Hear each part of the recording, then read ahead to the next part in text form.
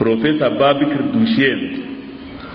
wanda daga baya kuma muka sake haɗewa a Sudan shekara 4 da ta wuce lokacin da naje zan yi master program ɗina, yake ba da shawaran cewa inda yana da iko da duk wani ɗalibi mai koyon harshen larabci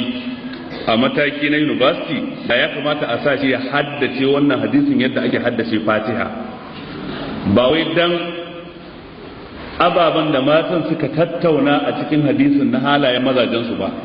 sai dan ɗaiɗaikun kalmomi na larabci masu wahala wanda sai mutum ya rinka duba kamus kafin ya iya binciko ma'anarsu, ta yadda idan mutum ya haddace kalmomin ya rike ma'anarsu to ya samu jari mai ɗimbin yawa a babin larabci.